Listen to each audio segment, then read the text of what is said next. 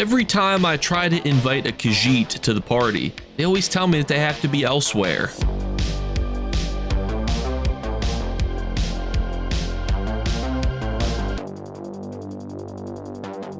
What's going on, YouTube? It is Tuesday after 10 a.m. Eastern Standard Time, so we're on our lunch break recording our weekly vendor refresh. Now, this week is special. We're not only in the Infinite Archive, we actually still have the Zeals of Zenithor event giving us a discount on some of these items. So, starting us off, we're going to start in the Infinite Archive with Fire Ul, who notably is not on sale. And we start with the lacquered wooden tone box, which comes from a 3-piece music box.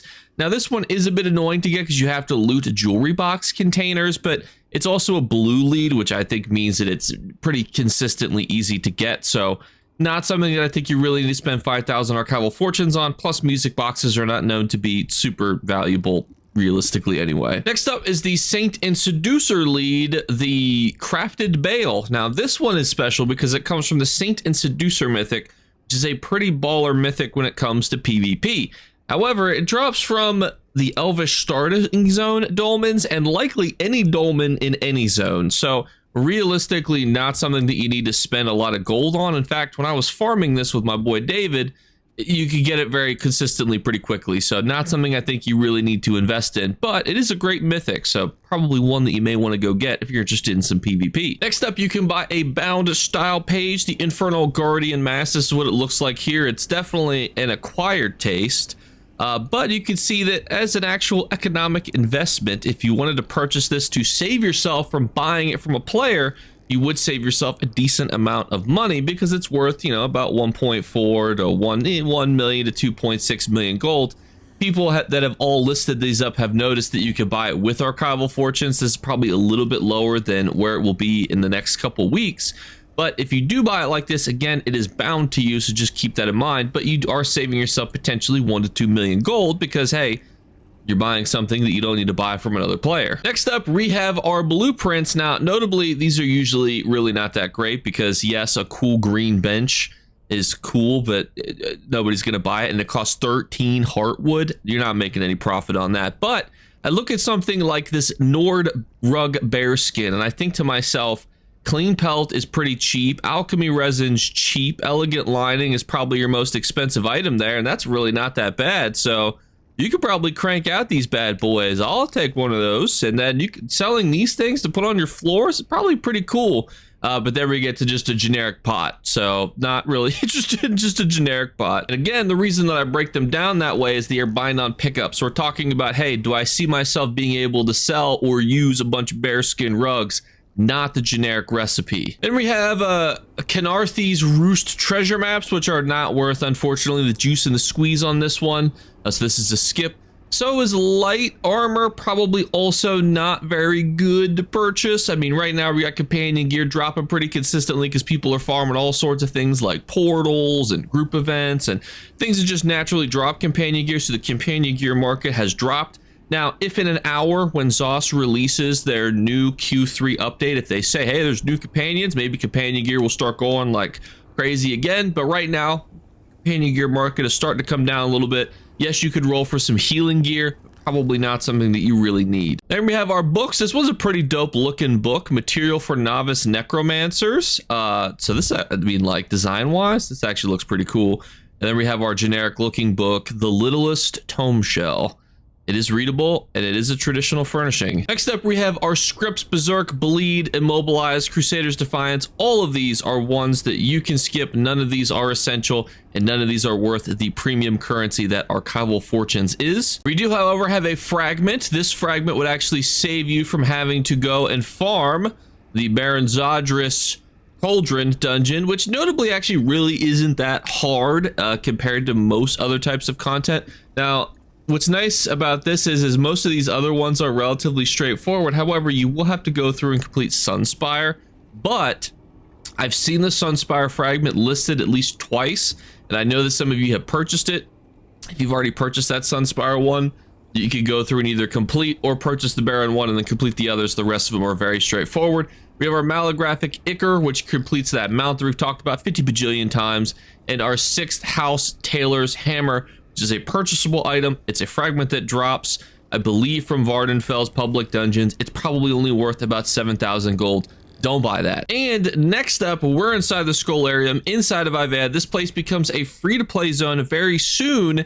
And if you're here now, what's nice is during the Zeals of Zenithar event, everything is on a discount. So normally, the Grimoires, which are static items, you can now purchase at a 10% discount. So I would definitely encourage you to buy all of these items just so you have them.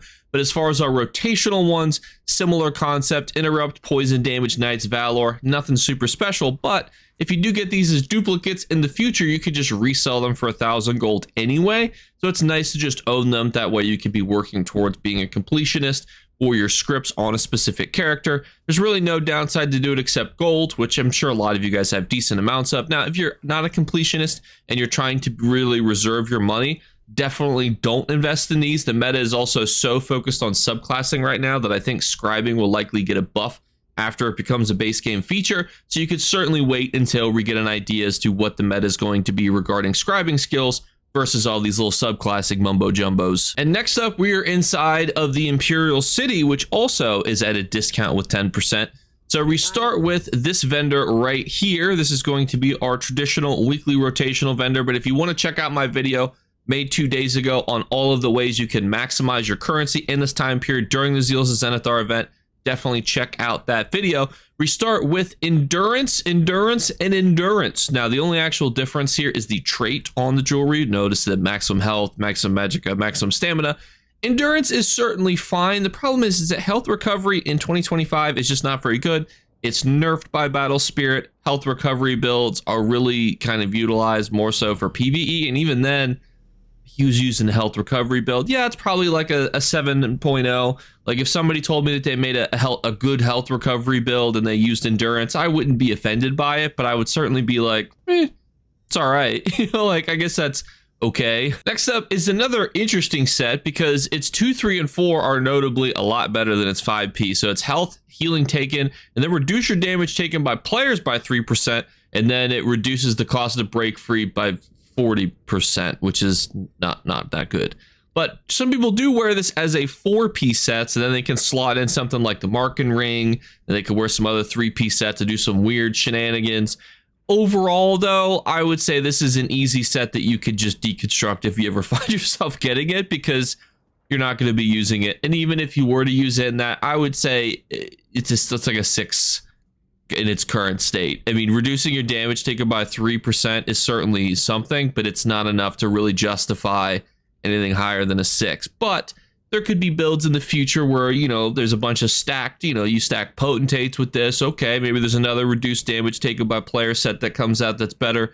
Maybe you stack them all together, you get yourself a 7.0 set. Doesn't exist right now. We're in the 6s. Next up, we have a mythic from the Ring of the Pale Order, which notably is one of the mythics that I think everybody should own, but it just drops from a delve. So the Cold Rock Digging Delve boss, not something that you should spend even at a discounted 22,500 Telvar on. Also, as a reminder, bank your Telvar that you're getting from the Zeals of Zenithar before you start wandering into the Imperial Ciy, unless you're going just to the vendors. Be careful out there. And then oddly very similar, the tonal pivot joints also drop from a boss, but this one is a group boss, so a little bit harder, but one that you're not going to purchase. And this one's from a lead that's really silly, the Esoteric Environmental Greaves, which most players don't need to own that. Don't worry about that. Next, we have treasure maps for Riven Spire.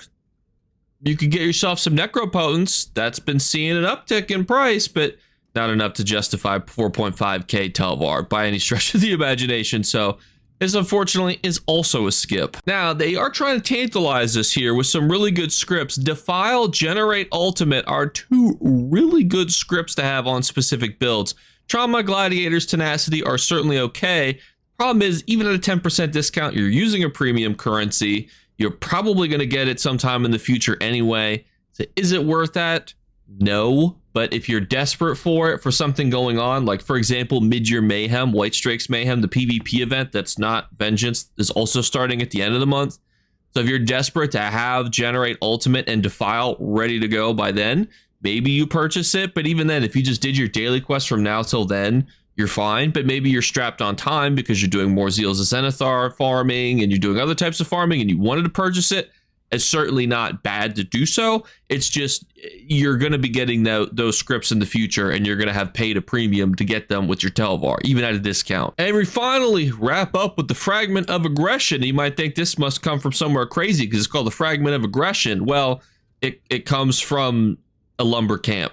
So no, it doesn't come from somewhere crazy. You could easily get this one. So we wrap up, unfortunately, on a super easy item. No saving yourself from farming a Sunspire. You'd have to farm a Delve instead for 4.5k TLDR. But thankfully, next week, we'll still have discounted items as well, as I don't know if we're going to have a golden vendor this weekend because of the Zeals of Zenithar event.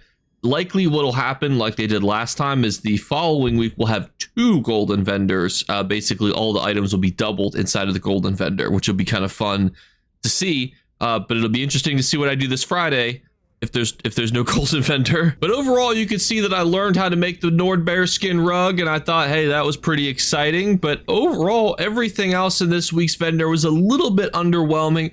There are certainly some decent items that are attached to decent things, but the Saint and Seducer, while being a great mythic, is certainly something that you should own. Pale Order is a great mythic that you should own. You don't need to go out and spend your premium currency on those leads.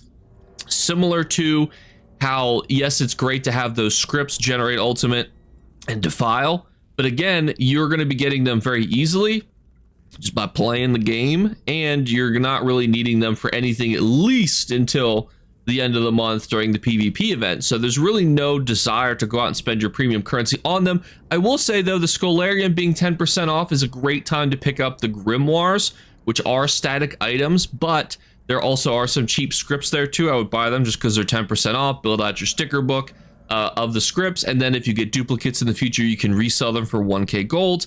Those are what I would say are probably the highlights this week, and maybe you'll want to buy the style to get the monster set helmet. It is worth about 1 to 2 million gold on PC. Probably will go back up a little bit in value after this week ends because it's, you know, purchasable with Archival Fortunes.